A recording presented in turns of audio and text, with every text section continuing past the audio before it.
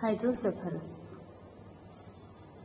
Okay, today topic is the hydrocephalus. So hydrocephalus ante enti? The meaning of hydrocephalus. The term derived from the Greek word. ఈ hydrocephalus అనే పదము ఎక్కడి నుంచి వచ్చింది అంటే Greek భాష నుంచి తీసుకోబడినటువంటి పదము. అసలు what is the meaning of hydrocephalus? Hydrocephalus అంటే ఏంటి? Hydro means water. హైడ్రో అంటే ఏంటి? వాటర్. సెఫాలస్ అంటే హెడ్. అంటే టోటల్గా this condition is sometimes known as a water in the brain. బ్రెయిన్లో అంటే తలలో ఎక్కువగా వాటర్ ఉండిపోయే ఈ దాన్ని మనము హైడ్రోసెఫాలస్ అంటున్నాం. అసలు ఆ వాటర్ ఎక్కడి నుంచి వస్తుంది అండ్ ఎందుకు ఉండిపోతుంది? That the condition is called hydrocephalus. అదనమాట మనం చెప్పుకోబోయేది ఏంటి? బ్రెయిన్లో వాటర్ ఉండడాన్ని మనం హైడ్రోసెఫాలస్ అంటున్నాం. అసలు బ్రెయిన్లోకి వాటర్ వస్తాయా? అసలు ఆ వాటర్ ఏంటి? ఎందుకు అక్కడ ఉండిపోయాయి? చూడండి, hydrocephalus is an abnormal production of the cerebrospinal fluid in the ventricles of the brain. So చూడండి, ఇక్కడ వాటర్ అంటే it is nothing but cerebrospinal fluid. Already మనకు తెలుసు, ఫస్ట్ ఇయర్లో కూడా మీరు అనాటమీలో తెలుసుకొని ఉంటారు. బ్రెయిన్ పొరల చుట్టూ మన వెన్నెముక వెన్నుపాము చుట్టూ కూడా ఒక నీటి తోటి నిండి ఉంటుంది. దాన్నే మనము సెరిబ్రోస్పైనల్ ఫ్లూయిడ్ అంటాం కదా. ఈ సెరిబ్రోస్పైనల్ ఫ్లూయిడ్ మరి ఎక్కడి నుంచి ప్రొడ్యూస్ అవుతుందంటే బ్రెయిన్లో మనకి వెంట్రికల్స్ అనేవి ఒక 4 ఉంటాయి. Okay, lateral, second, third, fourth ventricles అని 4 వెంట్రికల్స్ ఉంటాయి. ఈ వెంట్రికల్స్ యొక్క పని ఏంటి అంటే ఒక టైప్ ఆఫ్ వాటర్ని ఉత్పత్తి చేస్తూ ఉండడం. దాన్నే మనము ప్రొడక్షన్ అంటారు. ఉత్పత్తి చేయడాన్ని, ఆ ప్రొడక్షన్ చేయడం. ప్రొడక్షన్ చేసినటువంటి వాటర్ని మనము సెరిబ్రోస్పైనల్ ఫ్లూయిడ్ అంటాం. ఇది ఎక్కడ ఉంటుంది అంటే బ్రెయిన్లో. బ్రెయిన్కి ఎటువంటి దెబ్బలు తగలకోకుండా కాపాడడానికి బ్రెయిన్ చుట్టూ ఉంటుంది. అలాగే వెన్నుపాము చుట్టూ ఉంటుంది. దాన్నే మనం సెరిబ్రోస్పైనల్ ఫ్లూయిడ్ అంటాం. మరి ఈ కండిషన్లో ఏమవుతుందంటే ఈ సెరిబ్రోస్పైనల్ ఫ్లూయిడ్ అబ్నార్మల్గా ఉంటుంది. ఓకే, ఎందుకు అబ్నార్మల్గా ఉంటుంది? అక్కడ ఆ బ్రెయిన్ చుట్టూ ఉండవలసిన క్వాంటిటీ కంటే ఎక్కువ క్వాంటిటీలో, ఎక్కువ మోతాదులో ఈ నీరు ఉండడము. ఓకే, చూడండి, the fluid is often under increased pressure in the cranial cavity and compressed and damage the brain. So ఈ ఫ్లూయిడ్ ఏమవుతుందంటే దాంట్లో ఉండవలసిన దానికంటే ఎక్కువగా ఉండి ఆ ప్రెషర్ వల్ల ఈ క్రేనియల్ క్యావిటీ అంటే ఈ తల భాగం, ఈ క్యావిటీ, ఇది ఒకటి క్యావిటీ, ఈ క్యావిటీకి డ్యామేజ్ జరగచ్చు, లేదా దాని లోపల ఉండే బ్రెయిన్కైనా సరే డ్యామేజ్ జరిగే అవకాశము ఉంది. అయితే it may be also due to the over production of the cerebrospinal fluid. ఈ సెరిబ్రోస్పైనల్ ఫ్లూయిడ్ అనేది ఎక్కువగా ప్రొడక్షన్ జరగడం వల్ల కూడా ఇది అయి ఉండవచ్చు. అంటే అవి వెంట్రికల్స్ ఉత్పత్తి చేయవలసిన దానికంటే ఎక్కువ వాటర్ని ప్రొడ్యూస్ చేయడం అనమాట. It is also defined as an imbalance between an production and absorption of the cerebrospinal fluid. So ఇక్కడ చూడండి, అసలు ఆ నీరు ఎందుకు అక్కడ ఎక్కువైపోయింది అంటే దానికి 2 కారణాలు అయి ఉండొచ్చు అంటున్నారు. Okay, that may be imbalance between. Okay, balanced అంటే ఏంటి? ఎప్పుడు ఉండవలసినంత ఉండాల్సింది, అలా కాకుండా ఉంటుంది. ఎందుకు అంటే either it may be produced over, ఎక్కువగా ప్రొడ్యూస్ అయ్యైనా ఉండాలి, లేదా ఎప్పుడు ప్రొడ్యూస్ అయ్యేంతే ఉన్నప్పటికీ కూడా అవి సరఫరా కిందికి జరగాలి కదా. అలా జరగకోకుండా ఏమైనా అబ్స్ట్రక్షన్స్ జరిగి దాని ఉత్పత్తి అయినట్టుగా ఉపయోగించుకోలేకపోవడం. ఓకేనా, అబ్జర్ప్షన్ జరగకపోవడం. ఈ 2 కారణాల వల్ల మనకు ఈ వాటర్ క్వాంటిటీ అనేది పెరుగుతుంది. ఇక్కడ క్రేనియల్ క్యావిటీలో. దానివల్ల ఏమవుతుంది? తల యొక్క పరిమాణం ఉండవలసిన దానికంటే పెద్దదిగా అయిపోతుంది. దాన్నే మనం హైడ్రోసెఫాలస్ అంటారు. ఇక్కడ చూడండి, సిఎస్ఎఫ్ ప్రొడక్షన్ అండ్ ఫ్లో ఎలా ఉంటుంది అంటే, ఓకే, మీరు క్లోజ్గా కనుక ఈ డయాగ్రామ్ని మీరు అబ్జర్వ్ చేసినట్లయితే ఆ లోపల ఒక సి ఆకారంలో ఉంది కదా, అక్కడ యారో మార్క్స్ ఇండికేట్ చేస్తున్నాయి చూడండి, అక్కడ ప్రొడక్షన్ జరగాలి. ఓకే, అక్కడ ప్రొడక్షన్ జరగాలి. ఓకే, చూడండి, choroid plexus of the lateral ventricles. Okay, ఇది choroid plexus of the lateral ventricles. అక్కడ నుంచి ప్రొడక్షన్ అనేది జరుగుతున్నాయి. ఓకే, మళ్ళీ ఇక్కడ చూడండి choroid plexus of the third ventricle. Okay, 4 అని చెప్పాను కదా, ఇది third ventricle. Okay, third ventricle అక్కడ నుంచి ఈ ఫోర్త్ వెంట్రికిల్కి. Okay, choroid plexus of the third ventricle నుంచి ఫోర్త్ వెంట్రికల్ చూడండి ఇది. ఓకే, ఫోర్త్ వెంట్రికల్కి అక్కడ నుంచి ఇలా బ్రెయిన్ చుట్టూ చూడండి, బ్రెయిన్ చుట్టూ కూడా ఈ సెరిబ్రోస్పైనల్ ఫ్లూయిడ్ అనేది సప్లై అవుతుంది. ఓకే, మధ్య మధ్యలో బొడపల్లాగా ఉన్నాయి కదా. ఓకేనా, ఈ మధ్య మధ్యలో బొడపలు కనిపిస్తున్నాయి, అవునా? వీటిని ఏమంటారంటే గ్రాన్యులేషన్స్ అంటారు. ఓకే, అరక్నాయిడ్ గ్రాన్యులోజన్స్. ఓకే, ఇవన్నీ ఈ విధంగా మనకి ఇది సప్లై అవుతూ కిందికి స్పైనల్ కార్డ్లోకి వెళ్ళాలి. ఇది న్యాచురల్గా జరగాల్సినటువంటి తంతు. అయితే ఇక్కడ చూడండి ఈ 2 డయాగ్రామ్స్ కనుక నువ్వు అబ్జర్వ్ చేసినట్లయితే ఈ హైడ్రోసెఫాలస్లో first 2 diagrams are indicating the నార్మల్గా ఈ సి ఆకారంలో ఉంది కదా, దాన్నే మనం వెంట్రికల్స్ అన్నాము కదా. దాని కిందికి వచ్చేసరికి థర్డ్ ఫోర్త్ వెంట్రికల్స్ ఉన్నాయి. ఈ వెంట్రికల్స్ నార్మల్గా అయితే ఈ పరిమాణంలో ఉండాలి. కానీ ఇక్కడ పక్కన డయాగ్రామ్లో చూడండి బల్జ్ అయిపోయాయి, ఉబ్బిపోయాయి. అంటే దాంట్లో వాటర్ పర్సంటేజ్ ఆ ప్రొడక్షన్ అనేది సిఎస్ఎఫ్ ప్రొడక్షన్ అనేది ఎక్కువైపోవడం వల్ల అది ఉబ్బిపోయాయి. ఇది పైనుంచి చూసిన డయాగ్రామ్. ఓకే, సెకండ్ డయాగ్రామ్ కనుక మనం కింద చూసినట్లయితే అది ఉపరితలం నుంచి సుపీరియర్గా తీసినటువంటి పిక్చర్స్. మనకి వెంట్రికల్స్ 2 ఇలా ఉండాలి. ఓకే, ఒక క్రోమోజోమ్ స్ట్రక్చర్ లాగా ఉండాలి. కానీ ఇక్కడ చూడండి ఉబ్బిపోయింది. ఓకే, సెకండ్ డయాగ్రామ్లో చూడండి అవి ఉబ్బిపోయినట్టుగా అయింది. సో అక్కడ వాటి ప్రొడక్షన్ ఎక్కువగా అయిపోవడం వల్ల ఆ యొక్క తల పరిమాణం కూడా పెరుగుతోంది. ఓకే, ఇది వచ్చేసరికి మనకి స్కానింగ్లో తెలిసేది. ఓకే, స్కానింగ్లో చూడండి మొత్తం కలిసిపోయి ఉబ్బిపోయి కనిపిస్తుంది. ఈ first diagram is the normal, ఆ second one is the abnormal hydrocephalus యొక్క స్కానింగ్ పిక్చర్. చూడండి physiology of the CSF production and flow. So అసలు ఈ ప్రొడక్షన్ నార్మల్గా ఎలా జరగాలి, ఎక్కడి నుంచి ఎక్కడికి సప్లై అవ్వాలనేది చూడండి. First lateral plexus. Okay, lateral ventricles ఏవైతే ఉన్నాయో అక్కడ మనకి ఈ సెరిబ్రోస్పైనల్ ఫ్లూయిడ్ అనేది ప్రొడక్షన్ అయ్యి అక్కడ నుంచి థర్డ్ వెంట్రికల్లోకి, ఓకే, ఫొరామిన్ ద్వారా థర్డ్ వెంట్రికల్లోకి, అక్కడ నుంచి సైలిస్వస్ ద్వారా ఫోర్త్ వెంట్రికల్లోకి వెళ్ళాలి. ఫోర్త్ వెంట్రికల్ నుంచి via lateral foramen of the లక్ష్య.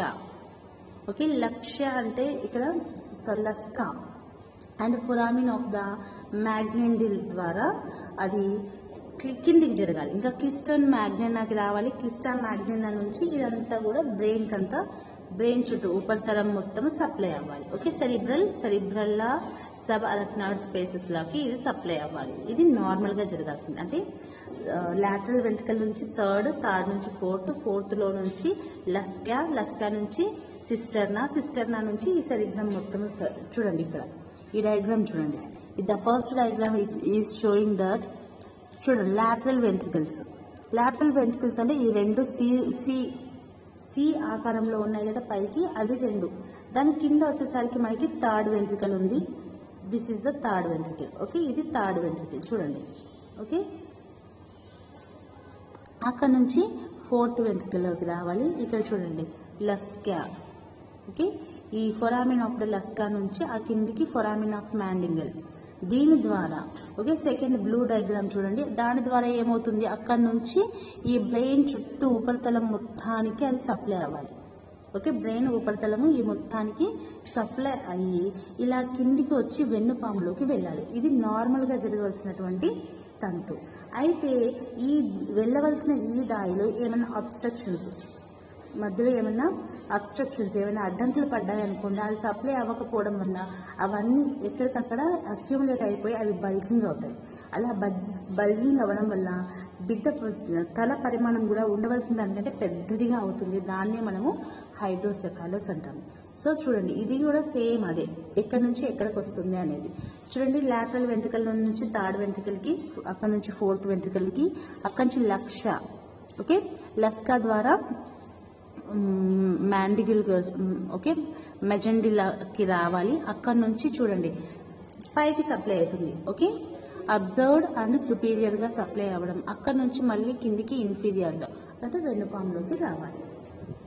సో ఇది ఇన్సిడెన్స్ ఎంత జరుగుతుంది అంటే చూడండి, ఎవ్రీ 3 in 1000 బర్త్స్. ఓకే, 1000 మంది పిల్లలు పుడితే 3 మాత్రమే ఇది వచ్చే అవకాశం ఉంది, లేదా 4 in 1000 live birds apart from the northern islands. Okay, northern ఐలాండ్స్లో కనుక చూసుకున్నట్లయితే 1% ఎక్కువగా ఉంది. దీనికి కారణాలు ఏంటి? What is the etiology? So కారణం ఏంటి అంటే impaired absorption of the cerebrospinal fluid. అంటే సెరిబ్రోస్పైనల్ ఫ్లూయిడ్ అనేది ప్రొడక్షన్ జరిగినప్పుడు అవి ఆ కణాలు సరిగా ఉపయోగించుకోకపోవడం. అంటే వాటిని ఫర్ ఎగ్జాంపుల్ వాటర్ ప్రొడ్యూస్ అవుతున్నప్పుడు మనం తాగుతుంటే అందులో వాటర్ పెరగకుండా ఉంది. అలాగే ఇక్కడ కణాలు కూడా వాటిని ఉపయోగించుకునే కణాలు కరెక్ట్గా ఉపయోగించుకోకపోవడం వల్ల, అబ్జర్ప్షన్ అనేది జరగకపోవడం వల్ల ఈ సెరిబ్రోస్పైనల్ ఫ్లూయిడ్ అనేది పెరగచ్చు.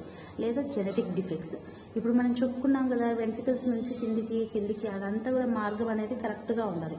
అలా లేకుండా అక్కడ ఏమన్నా అబ్నార్మల్గా డెవలప్ అవ్వడం కానీ, థ్రాంబోసిస్ అంటే బ్లడ్ క్లాట్ లాగా ఏర్పడి ఆ ద్వారంలో అడ్డుకోవడం కానీ, లేదా ఇంట్రాక్రేనియల్ ఇన్ఫెక్షన్స్ ఆ బ్రెయిన్ లోపల వేటికైనా ఇన్ఫెక్షన్స్ రావడం వల్ల కానీ, నియోప్లాజం అంటే అక్కడ కండలు అబ్నార్మల్గా పెరిగిపోయి ఆ ద్వారిని మూసుకునేలాగా చేయడం కానీ, లేదా హెమరేజ్ రక్తస్రావం లాంటిది ఏదైనా జరగడం కానీ జరిగితే ఈ హైడ్రోసెఫాలస్ అనేది ఏర్పడుతుంది.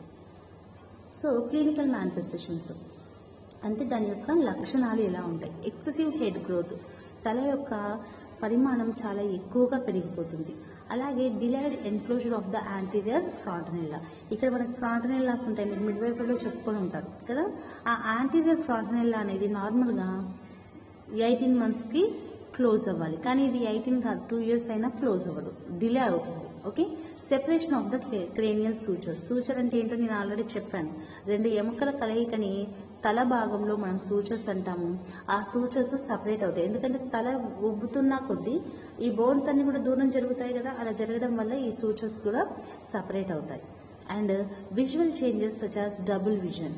పిల్లలకి కంటి చూపు డబుల్గా కనిపిస్తుంది, క్లియర్గా కనిపించదు. And infant has difficulty in holding the head up. ఇలా హెడ్ నిల్చోబెట్టలేడు, ఇలా పడిపోతాయి, ఏంటంటే అలా పడిపోతూ ఉంటుంది, ఎందుకంటే ఇదంతా వెయిట్ ఎక్కువైపోతుంది తలలో, కాబట్టి they cannot make it stiff, దాన్ని స్టిఫ్గా పెట్టలేవాడు. డయాగ్నోసిస్, మరి దాన్ని ఎలా డయాగ్నోస్ చేస్తావు? So first history collection. So మదర్తో నువ్వు హిస్టరీ కలెక్షన్ చూసుకొని బేబీ ఎలా పుట్టింది, what is the type of delivery. ఇప్పుడు ఫర్ ఎగ్జాంపుల్ ఫోర్సెప్స్ కానీ వాక్యూమ్స్ కానీ ఉపయోగించినట్లయితే హైడ్రోసెఫాలస్ వచ్చే ఛాన్సెస్ ఉంటాయి, కాబట్టి ఏ టైప్ ఆఫ్ డెలివరీ జరిగిందనేది హిస్టరీ తీసుకోవాలి. అలాగే ఫిజికల్ అండ్ న్యూరలాజికల్ ఎగ్జామినేషన్, బేబీని హెడ్ టు ఫుట్ ఎగ్జామినేషన్ చేయాలి. అలాగే న్యూరలాజికల్ ఎగ్జామినేషన్స్ అంటే స్పర్శ జ్ఞానాలు ఎలా ఉన్నాయనేది. ఓకే, దాంట్లో న్యూరలాజికల్ అసెస్మెంట్లో స్పెసిఫిక్గా వచ్చేసరికి పర్కర్షన్ అంటే ఏంటి మీకు ఫస్ట్ ఇయర్లో తెలిసే ఉంటుంది కదా. ఫిజికల్ ఎగ్జామినేషన్లో మీకు ఆస్కల్టేషన్ అంటే ఏంటి, పర్కర్షన్ అంటే ఏంటి చెప్పే ఉంటారు కదా. పర్కర్షన్ అంటే ఇలా నొక్కి చూడడం, అంటే దాన్ని ట్యాప్ చేసి, అలా ట్యాప్ చేసినప్పుడు తలని బేబీ యొక్క స్కల్ని ఈ తల భాగాన్ని నువ్వు ఇలా ట్యాప్ చేస్తే అది పగిలినటువంటి కుండ సౌండ్ వస్తుంది. అలా వచ్చేదాన్ని మనం ఏమంటాం, ఆ సైన్ని, ఆ చిహ్నాన్ని ఏమంటారంటే మెస్వెన్స్ సైన్. ఓకే, మెస్వెన్స్ సైన్ అంటారు. అండ్ దాంతోపాటు ఎక్స్రే స్కల్ ఎగ్జాక్టులేషన్. సో ఇందాక మనం చూసాం కదా స్కానింగ్, ఎక్స్రేలు. అలా ఎక్స్రే తీసినప్పుడు ఎగ్జాక్ట్గా ఏ లెషన్లో వాటర్ ఫార్మేషన్ ఎక్కువగా ఉందో తెలుస్తుంది. అలాగే వెంట్రిక్యులోగ్రఫీ అండ్ న్యూమోఎన్సెఫలోగ్రఫీ. సో గ్రఫీ అంటే మనకు తెలుసు, సర్జికల్గా ఓపెన్ చేసి దాంట్లో నుంచి టెస్ట్ చేయడం. సో ఇక్కడ వెంట్రికల్స్ని ఓపెన్ చేసి, లేదంటే అందులో ఉండే సెఫలస్ని కానీ ఓపెన్ చేసి దాంట్లో నుంచి టెస్ట్ చేయడం. అలాగే సిటీ స్కాన్ తీయడము. అలాగే ophthalmoscopy to relieve the party edema. ఎందుకంటే ఈ వెంట్రికల్ నుంచి వచ్చే సెరిబ్రోస్పైనల్ ఫ్లూయిడ్ మన కంటికి కూడా వస్తుంది. కంటిలో ఉండే వాటర్ కూడా ఏంటి అంటే ఈ సెరిబ్రోస్పైనల్ ఫ్లూయిడే. దాన్ని టెస్ట్ చేయడం ద్వారా ఆప్థాల్మోస్కోపీ అంటే కంటిని ఇలా వేసి దాంట్లో స్కోప్ పెట్టి చూడడం ద్వారా ఏంటంటే ఆ ప్యాపిల్ ఎడిమాకి కారణం ఏంటనేది కూడా తెలుస్తుంది. మేనేజ్మెంట్ ఏం చేయాలి చూడండి. Principles of the treatment is to reduce the amount of CSF inside the cranium. So main మన లక్ష్యం ఏంటి అంటే ఆ బ్రెయిన్లో కానీ ఆ తల భాగంలో కానీ ఉన్న ఎక్కువ మోతాదులో ఉన్న ఈ సెరిబ్రోస్పైనల్ ఫ్లూయిడ్ని తీసివేయడం. సో దానికోసం మనం ఏం చేయాలి, సో దాని ప్రొడక్షన్ని ఆపాలి. ఒకవేళ సెరిబ్రోస్పైనల్ ఫ్లూయిడ్ ఉత్పత్తి అవ్వాల్సిన దానికంటే ఎక్కువ ఉత్పత్తి అవుతే దాన్ని ఆపేయాలి. ఓకేనా? కాబట్టి దానికోసం ఏం చేయాలి? అసిటోజోలమైడ్ అనే డ్రగ్ ఇవ్వడం ద్వారా ఏంటంటే ఈ అబ్నార్మల్గా ప్రొడక్షన్ జరిగేది ఆగిపోతుంది. లేదా lumbar puncture may be done maintain the normal CSF pressure. So lumbar puncture అంటే ఏంటి? ఎల్పి నీడిల్ తెలుసు కదా మీకు, ఇంత పొడుగ్గా ఉంటుంది ఎల్పి నీడిల్. మీరు క్లినికల్స్కి వెళ్ళినప్పుడు చూసుంటారు. దాని ద్వారా ఈ సెరిబ్రోస్పైనల్ ఫ్లూయిడ్ని బయటికి తీసివేయడం. అలా తీసేయడం ద్వారా కొంతవరకు దాంట్లో ప్రెషర్ని తగ్గియచ్చు. నెక్స్ట్ ట్రీట్మెంట్ వచ్చేసరికి అది చూడండి, the removal of the obstruction. For example ఇందాక మనం చెప్పుకున్నాం, లోపల బ్లడ్ క్లాట్స్ కానీ లేదంటే గ్రోత్ కదా, అక్కడ ఉండే టిష్యూస్ మాంసం ఎక్కువగా పెరిగిపోవడం వల్ల అడ్డంకి ఏర్పడతాయి. ఓకే, నియోప్లాజం అని చెప్పుకున్నాం కదా, అలాంటిది కానీ హెమరేజ్ కానీ ఉంటే అలాంటి వాటిని ముందు తీసివేయాలి. ఓకే, ఆ ఫ్లోకి అడ్డంకి కలిగించేటటువంటి ఈ అబ్నార్మల్ అబ్స్ట్రక్షన్స్ ఏవైతే ఉన్నాయో వాటిని తీసేయడం ఫస్ట్ ట్రీట్మెంట్. లేదు అబ్స్ట్రక్షన్స్ ఏమీ లేవు, అప్పుడు reduction the amount of CSF by third or fourth ventriculostomy. So అక్కడ ఎక్కువగా వెంట్రికల్లోనే ఎక్కువగా ప్రొడ్యూస్ అవుతున్నట్లయితే వెంట్రికల్స్కి ఆపరేషన్ చేసి వాటిని ఓపెన్ చేసి అందులో ఏ సెల్స్ నుంచి అయితే అవి ఎక్కువగా ప్రొడ్యూస్ అవుతున్నాయో అటువంటి సెల్స్ని పనిచేయకుండా చేయడం. లేదా స్టంట్స్ వేయడం. మీరు హార్ట్లో స్టంట్ వేశారని చెప్తూ ఉంటారు కదా, అలాగే ఇక్కడ కూడా ఈ ఎక్సెసివ్గా ప్రొడ్యూస్ అవుతున్నటువంటి వెంట్రికల్లో నుంచి ఒక పైప్ని ఎక్కడైతే మనము ఆ ఎక్కువగా ఉన్న వాటర్ని కలెక్ట్ చేసి విసర్జించడానికి వీలుగా ఉంటుందో ఆ ప్రాంతంలోకి కలపడం. అంటే ఇప్పుడు ఫర్ ఎగ్జాంపుల్ చూడండి, ఒకరి పొలంలో ఎక్కువగా వాటర్ వచ్చేసాయనుకోండి, ఆ నీళ్లు మళ్లించడానికి చిన్న గాడి పెడతారు. అవునా, నీళ్ళని మళ్లించడానికి. అదే అలాంటిది అనమాట ఇక్కడ స్టంట్ అంటే కూడా. ఏం చేస్తున్నారు, ఈ వెంట్రికల్లో ఒక పైప్ పెట్టి ఆ పైప్ని మనకి ఎక్కడైతే ఆ నీరుని విసర్జించడానికి లేదా వేరే విధంగా ఉపయోగించుకోవడానికి అవకాశం ఉంటుందో ఆ ప్రాంతంలోకి వదిలేస్తున్నారు. ఓకే, దానికి చూడండి 4 మెథడ్స్ ఉన్నాయి మనకి. Okay, ventriculo peritoneal shunt, VP shunt. Okay, వెంట్రికల్లో నుంచి పెరిటోనియంలోకి. పెరిటోనియం ఎక్కడ ఉంది? అబ్డామినల్ క్యావిటీలో ఉంది. ఓకే, మన పొట్ట భాగంలో పేగులన్నీ ఉన్నటువంటి సంచిని పెరిటోనియం అంటారు. ఓకే, పేగులన్నీ ఎందులో అయితే అమర్చబడి ఉన్నాయో ఆ దాన్ని పెరిటోనియం అంటారు. సో ఇక్కడ మనము ఈ పైప్ ఎక్కడి నుంచి ఎక్కడికి వేస్తున్నాము? ఇక్కడ బ్రెయిన్లో ఉన్న వెంట్రికల్స్ నుంచి కడుపులో ఉన్న పెరిటోనియం వరకు ఒక పైప్ని పెట్టి ఇందులో ఎక్కువగా వచ్చినటువంటి ఆ సిఎస్ఎఫ్ ఫ్లూయిడ్ ఏదైతే ఉందో ఆ ఫ్లూయిడ్ అంతటిని మనం ఎక్కడికి షిఫ్ట్ చేస్తున్నాము? పెరిటోనియంలోకి షిఫ్ట్ చేస్తున్నాం. దాన్ని వెంట్రిక్యులో పెరిటోనియల్ స్టంట్ అంటారు. అలాగే వెంట్రిక్యులో ఏట్రియల్ స్టంట్. ఇక్కడ ఏట్రియం అంటే ఏంటి? హార్ట్ స్ట్రక్చర్ తెలిసే ఉంటుంది కదా మీకు. గుండెలో మనకి ఏమున్నాయి? 2 ఏట్రియమ్స్, 2 వెంట్రికల్స్ ఉన్నాయి. ఏట్రియం ఏం చేస్తుంది? ఏట్రియంలో బ్లడ్ వెంట్రికల్లోకి వస్తే వెంట్రికల్లో నుంచి పంప్ అవుతుంది, లేదా వెంట్రికల్లో నుంచి లంగ్స్కి వెళ్తుంది. అవునా? సో ఇక్కడ మనం ఏం చేస్తున్నాం? ఎక్కడికి డ్రైన్ చేస్తున్నాము? We're draining the cerebrospinal fluid from the ventricle to the atrium. అంటే గుండెలోని ఎస్పెషల్లీ మంచి బ్లడ్ ఉన్న ఏట్రియంలోకి కాదు, చెడు బ్లడ్. ఓకే, చెడు బ్లడ్ ఉన్న ఏట్రియంలోకి దీన్ని మనము డ్రైన్ చేస్తున్నాము. ఓకే, నెక్స్ట్ లాటరల్ వెంట్రిక్యులర్ లేదా lumbar subarachnoid space to ureter ventriculo ureteric shunt. ఇక్కడ యురేటర్ అంటే ఏంటి?